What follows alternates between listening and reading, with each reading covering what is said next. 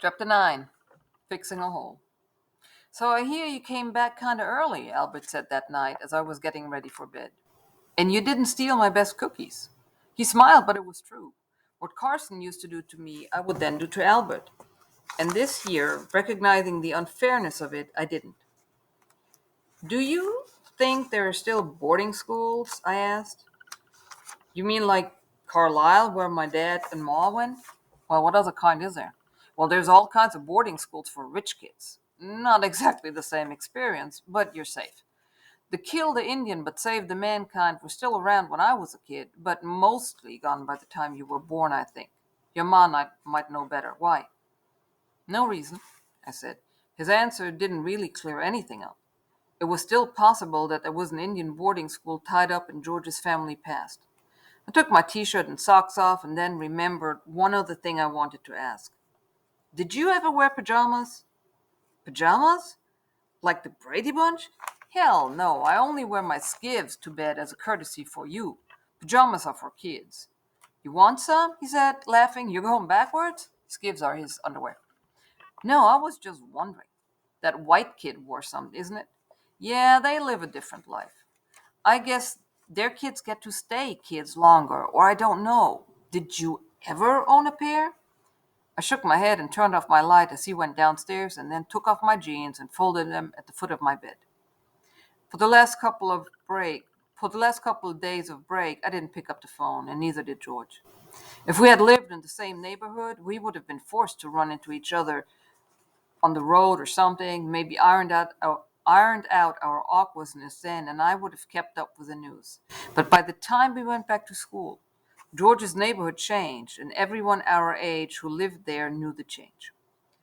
On the first day back, I was the only surprised one when George and Stacy walked in from the bus, their gloved hands clasped. Stacy was wearing the scarf George had worn when we'd gone out to do his paper route. I was still at my locker when they came up and stopped at his. Stacy said hi to me and I smiled and gave her a nod. Did you have a good Christmas? She asked. Decent, I offered, and then went into homeroom. At lunch, they slid over together. She still wore George's scarf, draped like a fashion accessory. Things weren't as tight with Nelson gone, so I could have found somewhere else to sit, but there still wasn't anybody else I wanted to talk to, so I took the seat. George said you guys hung out together on New Year's, she said. Too bad you didn't come to the dance. Would have been fun to have you there. I scooped sloppy Fritos and ground beef up from my lunch tray and didn't say anything, picturing the BX sign again. Since you babysat with him, I hope he cut you in on the pay, he added, tickling George's nose with the scarf's fringe. Maybe we could all hang out together sometime. If your mom gives you a ride up to our area, maybe my mom can give us a ride to the mall, and George's mom could pick us up or some combination. She raised her eyebrows, smiling at me, which seemed to require an answer. I waited for George to say I didn't have a car, but he made a small, pinched smile, raising his eyebrows too. Might be kind of tough, I said. My mom works a lot. I was pretending that the next 6 months held so many obligations I wouldn't be able to squeeze in a trip to the mall. It sounded weak and stupid, even as it came out of my mouth. Well, maybe summer then, she said, casually eating Fritos off George's tray. George watched her hand as it went from his tray to her mouth. He took a couple of hers, too, moving slowly at first, but by the end of the lunch they were taking turns biting pieces of the cookie from his tray. George's Takeover by Stacy felt like the invasion of the body snatchers, where I discovered that the last human in Santa Myra had become one of the pod people after all. He was his friendly self, sort of, at first.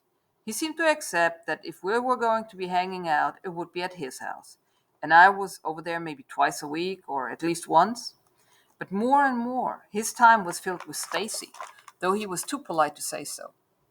After a while, he half-heartedly invited me only to hang with him and Stacy at their base rec center. I started politely declining, and by March, he quit asking altogether. Sometimes the three of us worked together in the library, but even that I let slide, since they spent the period writing notes to each other in a spiral-bound notebook set between them. Could I blame him? Of course not. How do you blame a friend for his first girlfriend just because you didn't have the same kind of fortune shine down on you? But it didn't make my school life easier or less lonely. Loneliness isn't like having a tooth pulled. When that happens, once the dentist yanks the tooth, there's a bleeding hole you shove tea bags into, and you're feverish for a few days, and then, after a while, you start sticking your tongue in there, feeling your body knit itself back together. The pain is like sparks to the touch, but there's less and less as time goes on, and then one day, it's just this gap, and the rest of your teeth close in like they've been waiting for this all along. No, loneliness is like the feverish teabag day all the time. You touch that spot every day when you walk to your locker and your former best friend looks at you and neither of you knows what to say. So he goes off with his girlfriend and you go back to the life you knew before. Except it's worse than before because you know what the other side feels like now. And the real worst part? It doesn't fade at all. The scar tissue never grows around the hole. Artie joined the rest of our section in more or less not talking to me, even as George still made half-hearted attempts to include me.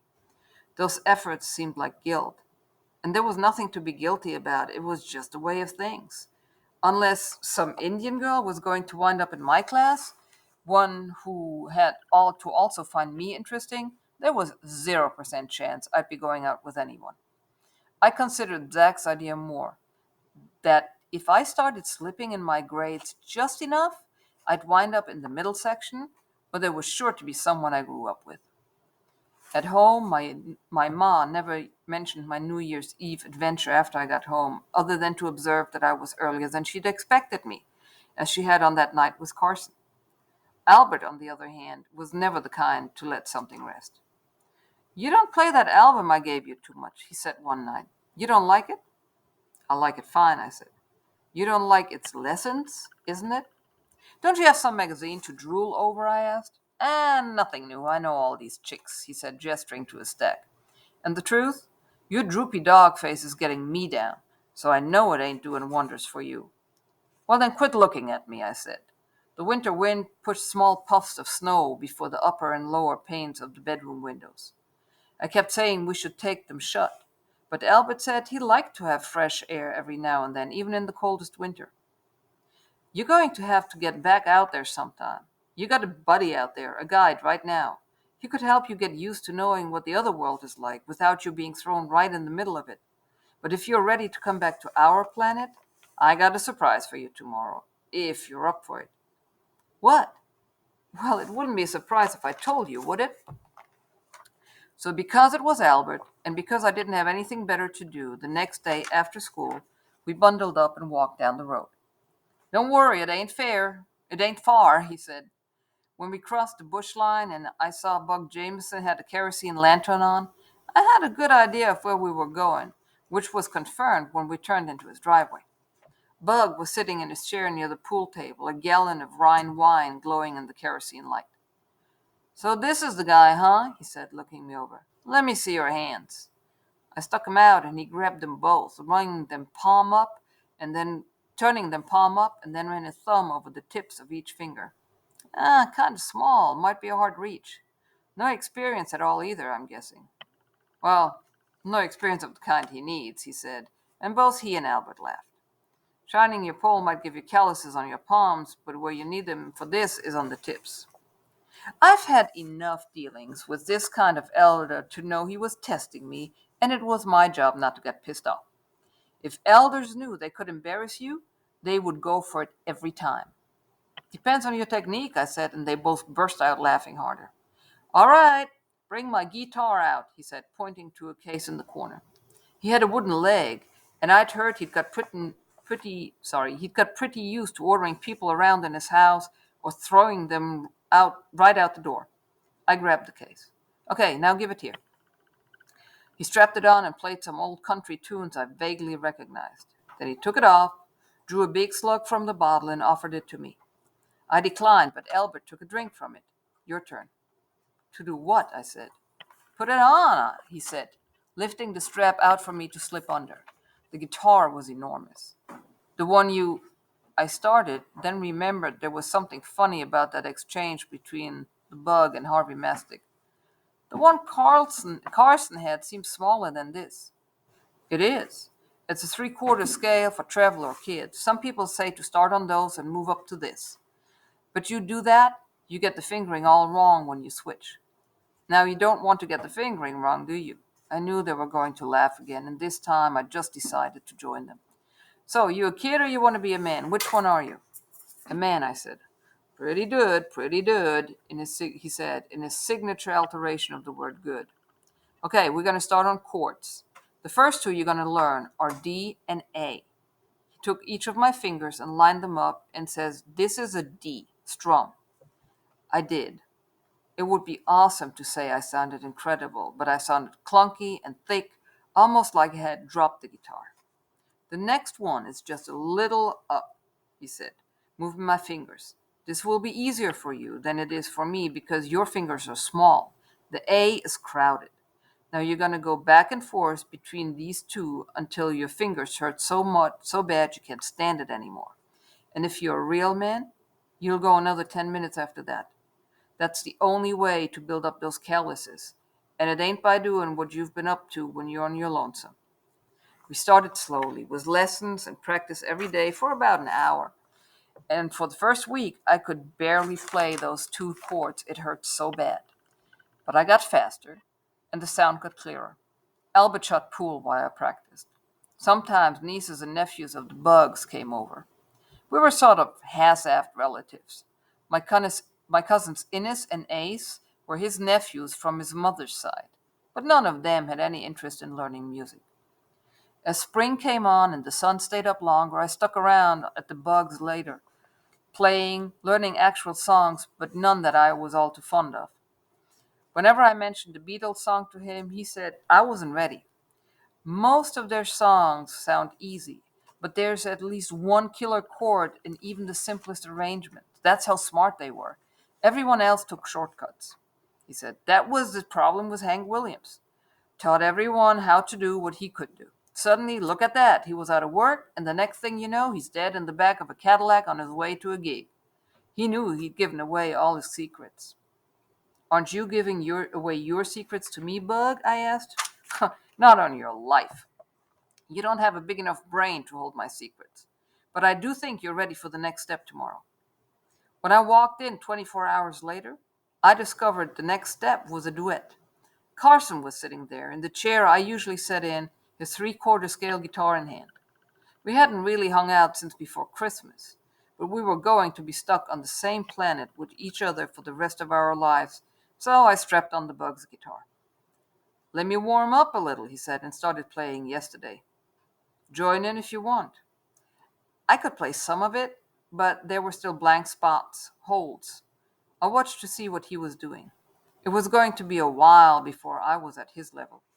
So how's school? He asked. School sucked, but I didn't want to admit that. One thing I had learned in my daily practices with the Bug was the importance of rhythm. Before a song could have a great melody line and killer words to hang on that line, the backbeat needed to be there. I could do rhythm fairly easily, but I recognize that most people notice it only when you screw up. Fading out steady is better than shifting abruptly, and when Carson asked, I realized more fully that George and Stacy had largely faded out of my rhythm, and I'd faded from theirs. It's fine, I said. How's it at your end? Fine too. Things going okay hanging with the Wedgie King? I asked, but he didn't respond. Math is a little hard, I added, but I'm getting used to it. I'd given up on the idea that I should sacrifice my grades for finding someone from home. School was tough enough without faking it. If Lewis can't hang out with his white friends, Carson said in a dry math teacher, and his Indian friends know he ditched them, who can he hang out with? Solve for friend X. He started strumming the Beatles' I'm a Loser. Come on, Gloomis, join in. You know this one. There a problem here, you whippersnappers? The Bug said. No problem, I said, stepping back into the familiarity of my old life with Carson. I strummed the chords I knew, leaving empty spaces where he'd moved beyond me and, as usual, wouldn't show me the paths he'd found. Okay. So go ahead, that's the last thing you got to do while I'm gone. Go ahead and do your next exit ticket. Have a great weekend, and I'll see you all next week.